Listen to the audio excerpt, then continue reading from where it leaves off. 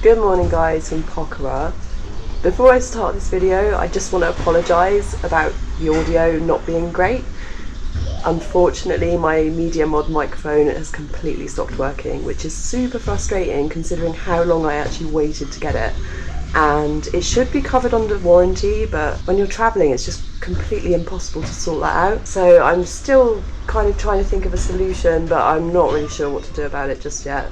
So I'm sorry if the audio is not amazing. I also had a bit of a disaster last night. So you guys know that I love cats, right? So I was obviously really happy when a cat just wandered into my bedroom last night. It was like a really scraggly old man cat though, and he was super affectionate at first, but then he got on my bed and like when he got off again, he left like a nice little present for me. And by that I mean like some sort of unpleasant bodily fluids, let's just put it that way. So I had to strip the bed off. I had no bed sheet or duvet last night. And also when he got off the bed, he dripped it all over the room and onto my clean laundry. So before I do anything today, I've got to sort that out. But I'm super up for a really nice day of exploring today. There's still some really interesting stuff to see around Pokhara. Just got to sort my bedding situation out and then we'll get going.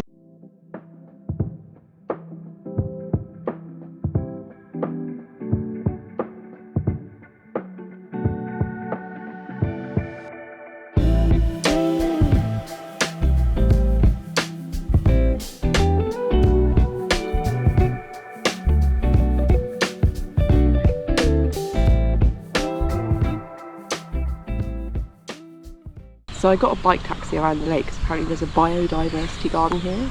I think it's just got those steps, so we'll go check it out in a sec.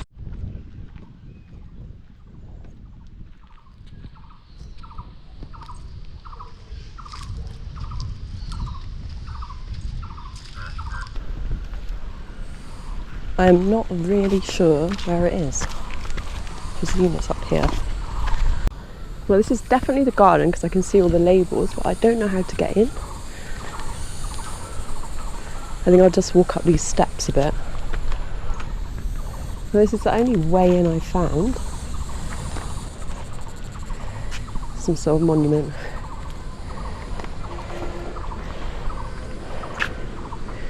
Maybe you can't go in. That's a shame. Yeah, unfortunately it looks like you can't actually go in, which is a shame because I'd like to read all those little plant labels, but I'll go back down. And I think there's a Tibetan village near here, so maybe we'll take a slow walk over there. Yeah, you can just see all the things growing there, all labelled.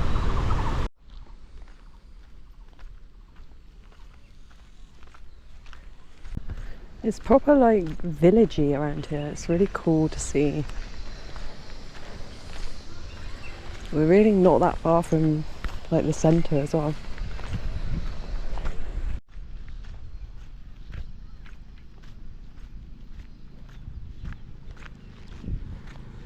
Yeah, it feels proper authentic around here. Just local people living their life. Really nice. Kind of reminds me of our symbol in Kyrgyzstan. Lots of things growing, corn, vegetables. Proper local village.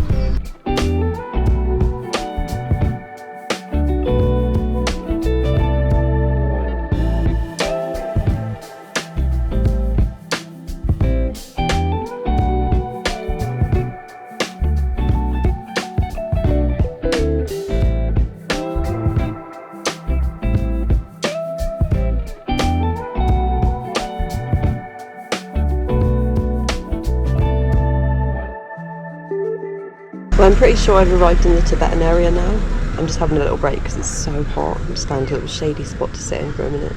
But yeah, we'll have a little walk around in a minute, see what we can see.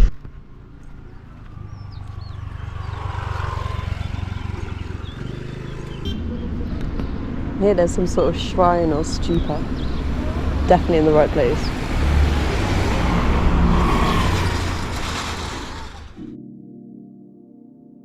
The Tashi Ling Tibetan village was established in 1965 on land given by the former king of Nepal. It served as a refugee camp for Tibetans arriving in Nepal following their expulsion from their native land. Over the decades, various facilities have been added, including healthcare, education, and a monastery.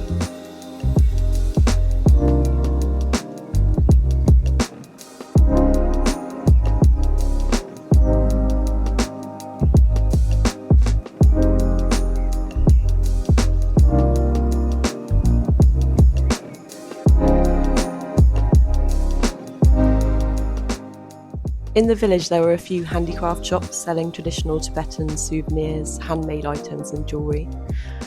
I had a look around at what was for sale and I actually spoke to some really interesting people there, some of whom were actually born in Tibet and came here when they were really young. It was really interesting to hear these stories and I was more than happy to buy a few pieces of jewellery.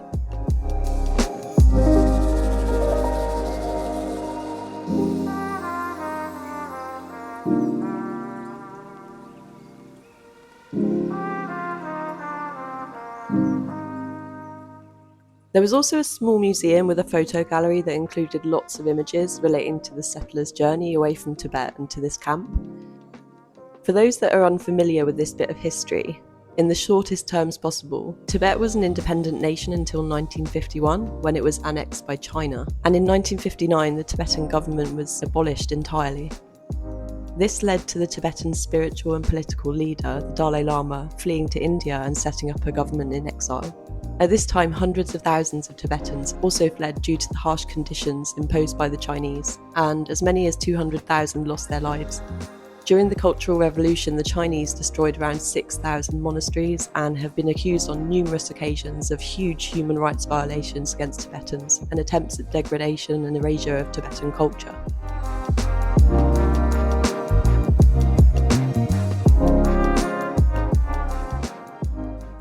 So that was a really interesting little place, like obviously a bit sad as well, but really cool to walk around.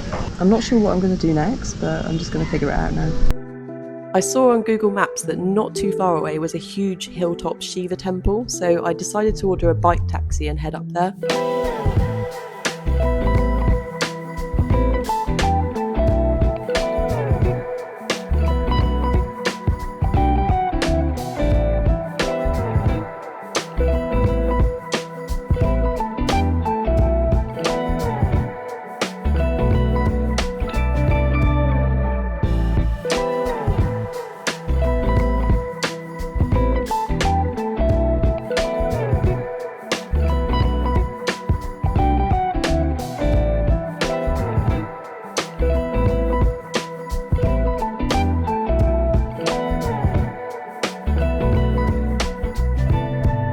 Wow, that was hard work.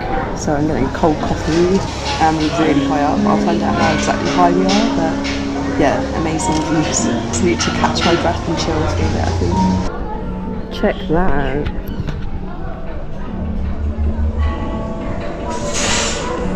That's better. That was very much needed. So let's go and look at this statue.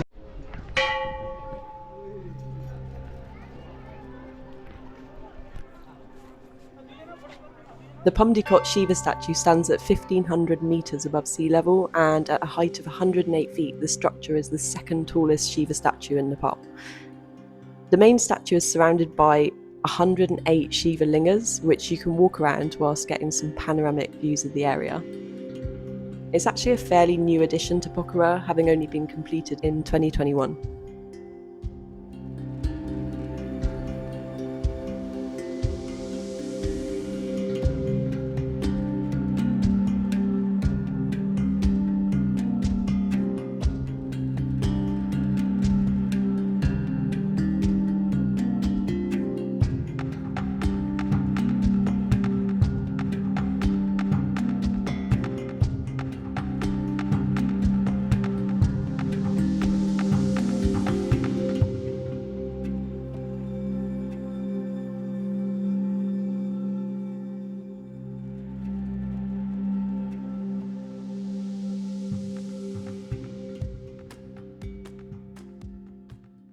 So after seeing the Shiva statue, I decided to come back. Had a little bit of trouble getting a taxi, ended up paying way too much, but oh well, this sort of thing happens sometimes. As you can see, I've got a nice clean bed. I feel a bit bad because it was kind of my fault for letting the cat in, but I didn't know that was going to happen. So yeah, lesson learned. Anyway, it's almost sunset time now. I think we're actually going to get proper sunset tonight, and apparently there's a different sunset spot like a little bit further around the lake, so I'm going to head there and then we'll get some dinner after as well.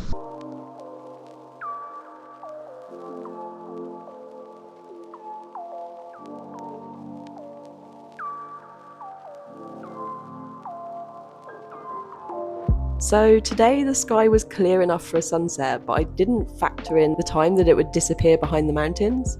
At least I was in time to see the sky turn that beautiful orange colour though.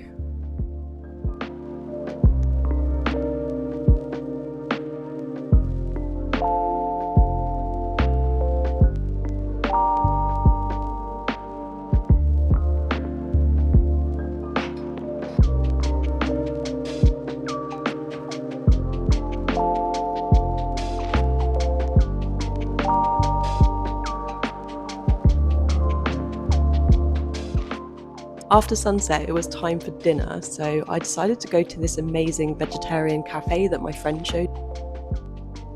I got this vegan Buddha bowl, which came with tofu, beans, avocado, salad, rice, and peanut sauce.